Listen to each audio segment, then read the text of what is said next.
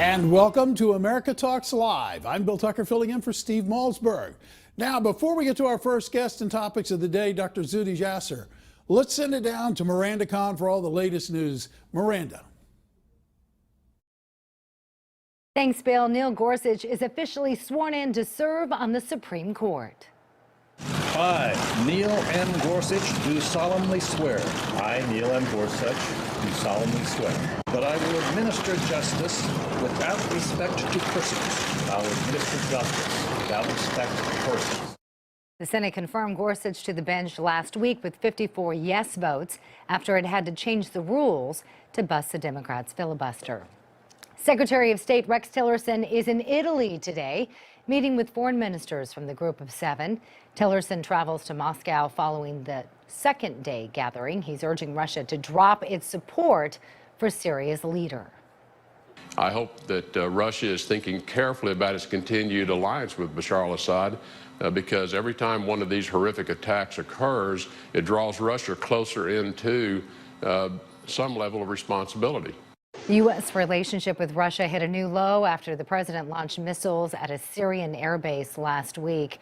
The strike was in response to a deadly chemical and weapons attack that the U.S. has blamed Assad for. For more on these stories, please visit Newsmax.com. I'm Miranda Khan. Back to you, Bill. Thank you so much, Miranda. Well, Dr. Zuhdi Jasser, retired lieutenant commander in the United States Navy, president of the American Islamic Forum for Democracy, and author of the book Battle for the Souls of Islam, an American Muslim's Patriot's Fight to Save His Faith, is my guest. Next, Dr. Jasser, good to have you with us. It's great to be with you, Bill. Thanks for having me. There are several things that we need to run over together. And first, I'm going to call upon your experience in the U.S. military and with the Navy in particular, and ask you about Syria. Russia is warning that there's a red line that's been crossed, that if we do any more, we're going to get into trouble. Over the weekend, UN Ambassador Nikki Haley spoke up, and this is what she had to say. Russia's reaction was not, oh, how horrible, or how could they do this to innocent children, or how awful is that?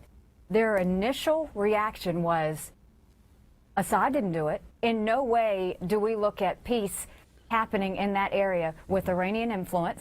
In no way do we see peace in that area with Russian covering up for Assad. In no way do we see peace in that area with Assad as the head of the Syrian government.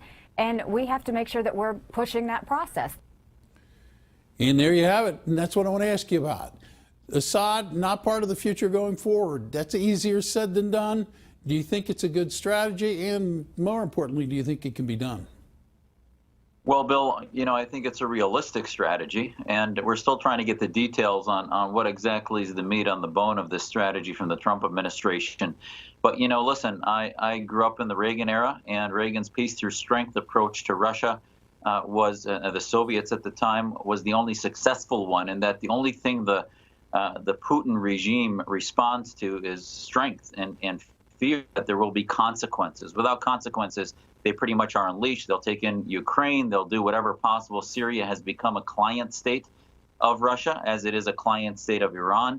And, listen, I understand that there's always brinksmanship and concern of that. But the greatest thing for American security is that Russia fear the United States. When we are not feared, as has been happening in the last 8 years, they continue to push the envelope to bring that Shia crescent from Iran. We lost Iraq to Syria and to Lebanon. And ultimately, you can't get rid of ISIS in Syria without also seeing an end to the Assad regime. And listen, I have family in Aleppo, and my family's from Syria. And I can tell you that Assad is no secular dictator. He is the Shia radical side, the Hezbollah Iran side of the jihadist coin. The other side is the ISIS Muslim Brotherhood Sunni side. So the only way towards security in the region is to defeat both sides of that coin in the long term. Do you think perhaps, Dr. Jasser, that maybe Russia is looking at its involvement in the region now? It was controversial when it first got involved. Is it looking at it maybe perhaps and seeing what others have seen over the years, that this may be a bad idea, and if there's a way we can pull ourselves out? Or do you think they are really committed to this alliance with Assad and also with Iran? Well, I can tell you my parents escaped Syria in the mid-'60s, and the Syrian Ba'ath Party, the fascists of the Assadists now, learned their population control because of the training, the close relationship they had with the Soviet military and now the Russian military. So it is an old relationship into the early mid-20th century. That's going to be hard to break. And the biggest reason Russia will not pull out very easily is because of their base in Tartus. It's the only Mediterranean base they have. And now they've opened airfields in Latakia. So they're in for the long haul. And I think an American strategy, a Western strategy, will have to look at a way in which Russia can maybe maintain those bases. Because if they are going to be forced to lose those, it may end up in a confrontation. So I think what we have to do is give them a way out that allows a transition away from both the Assad regime and a defeat of ISIS while maintaining some of their strategic position there. Yeah, it doesn't seem to me it's an either or. It does seem to me that, you know, we could offer a way, a path to the Russians that they could work together with either the United States or other international coalitions and bring some peace to the region, which I have to believe is in their own interest, because I don't think it's very popular back in Russia that they are having Russians die in the middle of Syria away from their home.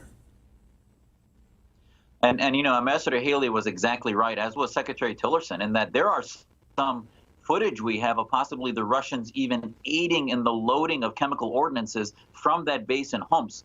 So they know exactly what's going on, but they've been used to 8 years of an Obama administration and now 6 years in this revolution in Syria where they have had no accountability for any of their military's action. And they've continued to do a scorched earth policy to try to defeat a revolution that's just not going away.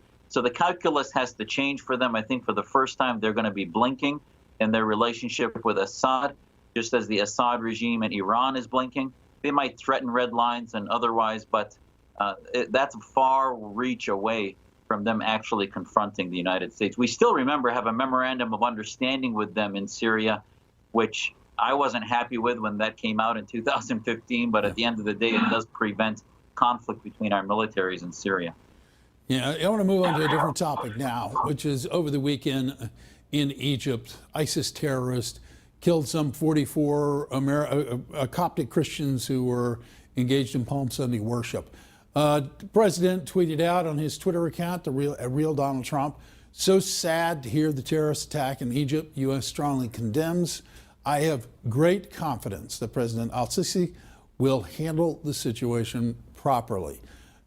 This cuts to a couple of different areas of which you've been deeply involved in, which is trying to make both sides of this conflict understand that Christians and Muslims, Americans and Islam have more common interests than they do, may suspect that they have, and certainly that ISIS is an enemy to both. Do you have full confidence, first of all, that Sisi can in fact handle the situation?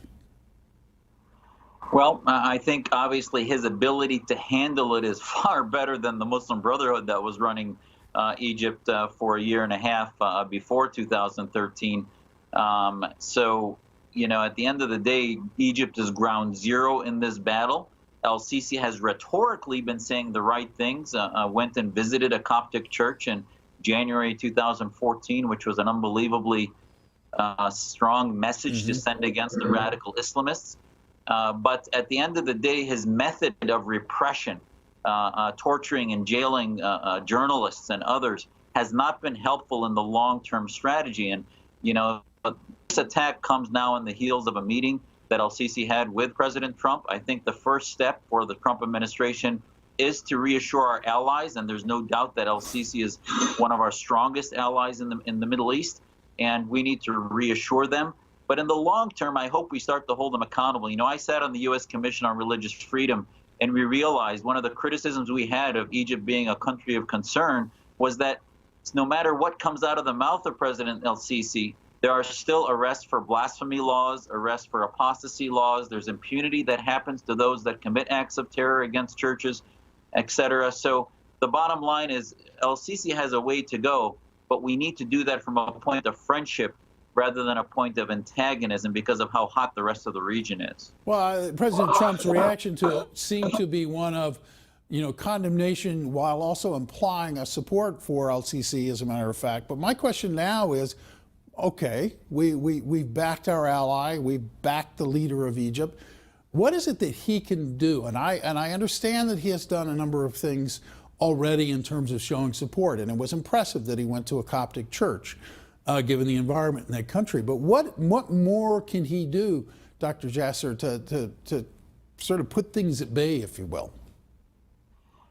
Well, Bill, that is the question. And this is why we need American influence, because the military dictators of countries like Egypt, that has a deep state where the military has a third of its economy and its own economy, and exerted control through a coup after the Brotherhood took over. But there was a revolution of people, that 10 million, that rejected the Brotherhood. So that those peoples, if you will, al-Sisi talked about reform. The belly of the beast in al-Azhar University, which is this font of Islamic Sunni clergy, if you will, that are part of the radicalizing process globally of groups like ISIS and the Brotherhood and others that produces these ideas. And he said, you need to reinterpret scripture. You need to start countering the violence. That was all well and good. But now, almost 3 years after that, we still haven't seen any progress. Yeah. Why? Because he didn't say what the country needs to be for. The country needs to be for democracy, free speech, freedom of religion. You can't counter the theocracy of ISIS and its caliphate unless you counter it with what you are for. It is, and he did not do that. It is a difficult situation indeed. But Dr. Zuhdi Jasser, thank you so much for being with us.